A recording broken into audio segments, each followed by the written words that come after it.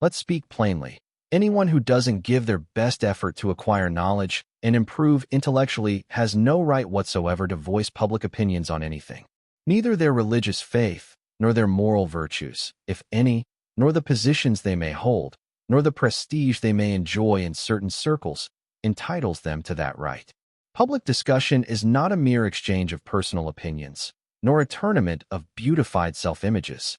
It is, above all, an exchange of high cultural values that are valid for an entire human community considered in the full scope of its historical heritage, not just at a given time and place.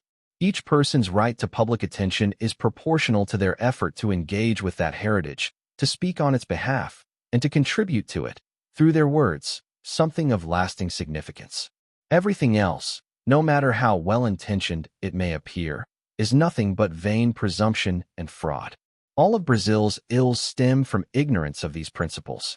Uncultured politicians, businessmen, judges, generals, and clergymen, those who despise knowledge while usurping its prestige, are to blame for everything going wrong in this country. And unless these charlatans are driven out of public life, the damage will continue to grow, with or without the PT, with or without impeachment, with or without military intervention, with or without Smartmatic, with or without the Mensaleo or the Petroleo scandals. Contempt for knowledge and love for the fame that can be usurped through catchphrases and mimicry. These are the original sins of Brazil's talking class. Only a cultured person can judge things on the scale of humanity, history, and civilization. The rest merely follow the latest trend, one created by ignorant journalists and illiterate professors, and destined to crumble to dust at the first change in the wind's direction. Personal culture is the first and indispensable condition of objective judgment. Lack of culture traps souls in the subjectivity of the group, the most extreme form of mental provincialism. Let me give you a few examples of national disasters directly caused by the ignorance of those involved. Only people of staggering ignorance could possibly have difficulty understanding that a presidential election with a secret vote count, with no transparency whatsoever, is invalid in and of itself, regardless of whether specific frauds occurred.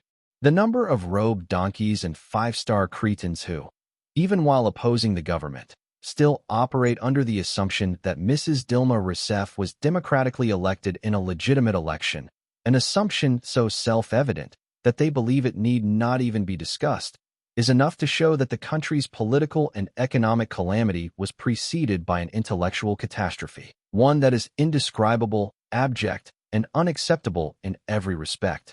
When, in the 1990s, the military accepted, and even requested, the creation of a Ministry of Defense, it was under the argument that this is how things are done in major democracies, and that only little banana republics still had separate military ministries. I replied repeatedly that this was reasoning based on a desire to look good, not on any serious analysis of the local situation, where the creation of that damn ministry would only serve to increase the power of the communists. Brazil has paid a heavy price, time and again, for its obsession with copying foreign niceties instead of doing what objective circumstances demand. That case was just one more in a long series. Even now, when my prediction has come true in the most blatant and undeniable way, not a single military officer has shown the honor to admit his inability to connect the structure of the state bureaucracy to the substantive political struggle.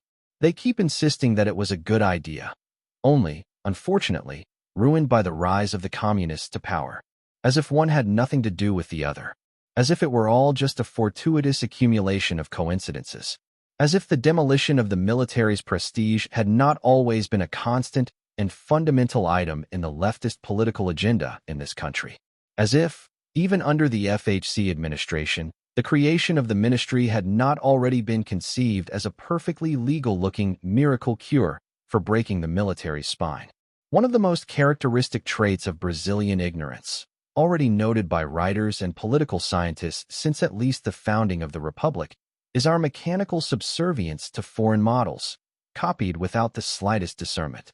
In a culturally stunted society, the most inevitable thing is that every opinion trend appearing in public discourse will be nothing more than a copy or reflection of models imposed from abroad by lobbies and pressure groups with their own global goals, who care not one bit about the welfare of our people. Every opinion leader is nothing more than a ventriloquist's dummy, a repeater of slogans and catchphrases that have nothing to do with the country's real problems, and that, in the end, only serve to further intensify the reigning mental confusion.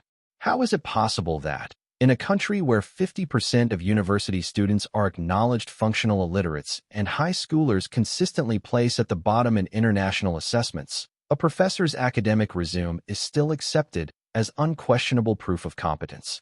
Shouldn't the opposite be true?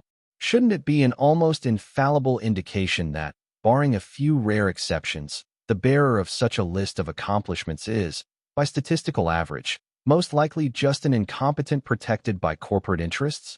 Has the principle, by their fruits ye shall know them, been revoked?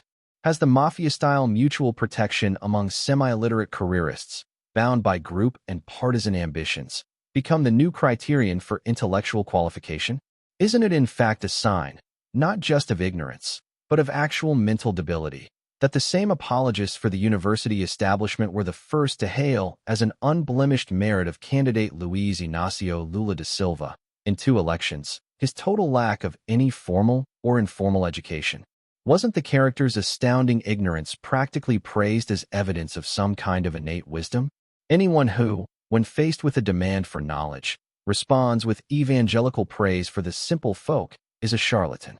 Jesus promised the simple a place in paradise, not a platform or a professorship on earth.